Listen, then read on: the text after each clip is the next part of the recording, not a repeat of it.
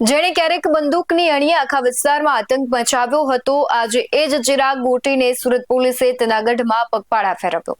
શિંગણપોર બાદ હવે સરથાણામાં પણ પોલીસે આરોપીનું રિકન્સ્ટ્રક્શન કરી કાયદાનું ભાન કરાવ્યું.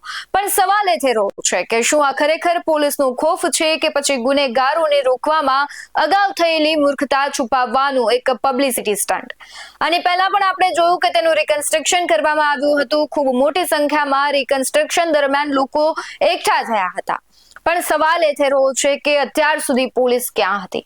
હવે જ્યારે આખી ઘટનાઓ સામે આવી છે, ફરિયાદો થઈ રહી છે, ત્યારે પોલીસ વાહવાહી લૂંટવા માટે આ સ્ટન્ટ કરી રહી છે કે કેમ તે સવાલ થઈ રહ્યો છે. નમસ્કાર, ગુજરાત BS9 TV ન્યૂઝમાં આપની સાથે હું ભગવતી વિશાવડિયા. સુરતની શેરીઓમાં જેનો આતંક હતો, જેની સામે બોલતા લોકોના લોહી સુકાઈ જતા એ જ માથાભારે ચિરાગ ગોટીને આજે સુરત પોલીસે ફરી એક વખત રસ્તા પર લાવી દીધો છે. સંગણપુર બાદ હવે સરથાણા પોલીસે ચિરાગનું તેના જ ગુનાના સ્થળે રિકન્સ્ટ્રક્શન કરાવ્યું. સૌથી પહેલા એ સમજીએ કે મામલો શું હતો. તો કે મિત્રતાના ઓટા હેઠળ છેતરપિંડીનો આ ખેલ શરૂ થયો હતો અને બાયોડીઝલના ધંધામાં પરિચય થયા બાદ ચિરાગે ટ્રાવેલર્સના માલિક મુકેશ ગજેરા પાસેથી મિત્રતાના દાવે 18 લાખ રૂપિયા ઉછીના લીધા. પણ જ્યારે મુકેશભાઈ પોતાના જ પૈસા પાછા માંગ્યા ત્યારે મિત્રતાના સ્થાને માથાભારે મિજાજ બતાવ્યો. ચિરાગે થોડા દિવસે બંદૂકની અણીએ મુકેશભાઈને ધમકાવી 18 લાખ રૂપિયા પડાવી લીધા હતા. ચિરાગ ગોટીના ગુનાહિત ઇતિહાસની વાત કરીએ તો સંગણપુરમાં ગુનાહિત ઇતિહાસ અને મારામારીના ઘણા બધા કેસો નોંધાયા છે. સરથાણામાં 18 લાખની ખંડણી અને હત્યાની ધમકી. ચોક બજાર અને કતારગામની વાત કરીએ તો ત્યાં અસામાજિક પ્રવૃત્તિઓના ગુના નોંધાયેલા છે. ચોક બજાર અને કતારગામની વાત કરીએ તો અસામાજિક પ્રવૃત્તિઓના ગુના નોંધાયેલા છે. સમગ્ર મામલે આવેલી પ્રતિક્રિયા પર નજર કરીએ. મારું નામ મુકેશ ગજેરા છે.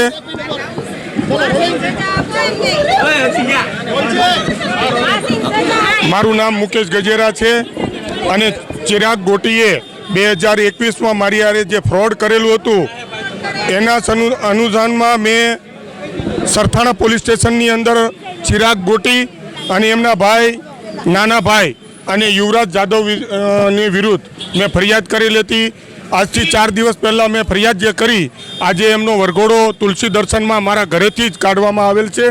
અને આજે ચિરાગ ગોટીએ મારી સાથે નહીં, અનેક લોકો સાથે આવું ચીટિંગ કર્યું છે, ખંડણી કરેલી છે અને વિશ્વાસમાં લઈ અને લોકોને હેરાન કરેલા છે.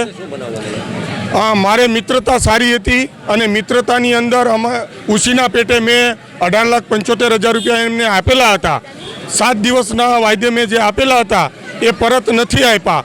3-4 વાર ફોન કર્યા ત્યારે વ્યવસ્થિત મને જવાબ આપ્યો, પણ જ્યારે મારે જરૂર હતી ને મેં કીધું કે મને પૈસાની હવે જરૂર છે ત્યારે ઉશ્કેરાઈ અને ગાળાગાળી કરી અને મને એવું કીધું કે અત્યારે હાલ ક્યાં છે. ત્યારે સાંજના 7-7:30નો સમય હતો અને ઘરે આવી અને પીધેલી હાલતમાં બંદૂક પણ લાવેલા. અને જ્યારે મારે પહેલા માળે હું રહું છું અને જ્યાં અંદર રૂમની અંદર મને એણે બંદૂક બતાવી અને યુવરાજ જાદવે એવું કીધું કે ભાઈ આ પૈસા હવે ભૂલી જાઓ. અને ચિરાગ ગોટીએ પણ આ શબ્દ બોલેલા કે જે દીધા એ હવે ભૂલી જાઓ, નહીતર આ કોઈની સગી ન થાય.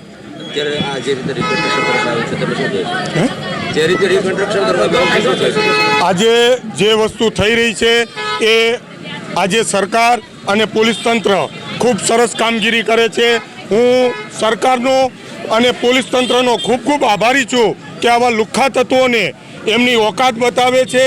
ફરી કોઈ આ ભારતના જનતા જે ધંધાકીય જનતા છે એમની સાથે છેતરપિંડી ન થાય એવા કાર્યો આજની સરકાર અને તંત્ર કરી રહી છે. પરંતુ અહીં મોટો સવાલ ઉભો થઈ રહ્યો છે કે શું પોલીસનું આ રિકન્સ્ટ્રક્શન ખરેખર કાયદાનો ડર પેદા કરવા માટે છે કે પછી ભૂતકાળમાં ગુનેગારોને રોકવામાં મળેલી નિષ્ફળતા અને મૂર્ખતા છુપાવવા માટેનો આ એક પબ્લિસિટી સ્ટન્ટ છે? શિંગણપોરમાં એક ફરિયાદ નોંધાઈ, ત્યારબાદ જાણે ફરિયાદીઓનો રાફડો ફાટ્યો છે. પણ સવાલ એ છે કે જ્યારે ચિરાગ આતંક મચાવતો હતો ત્યારે પોલીસ ક્યાં હતી? શું પોલીસ માત્ર ત્યારે જ જાગે છે જ્યારે પાણી માથા પરથી નીકળી જાય?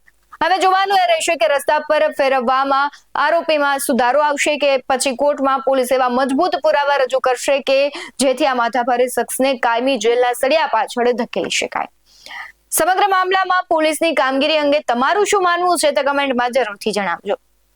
બાકી આવા જ વધુ અહેવાલો સાથે ફરી મળતા રહીશું. તમે અમારી યુટ્યુબ ચેનલને સબસ્ક્રાઇબ કરવાનું, અમને ફેસબુક અને ઇન્સ્ટાગ્રામ પર ફોલો કરવાનું ભૂલશો નહીં. બાકી અવનવી અપડેટ્સ મેળવવા માટે આપ જોતા રહો BS9 ન્યૂઝ.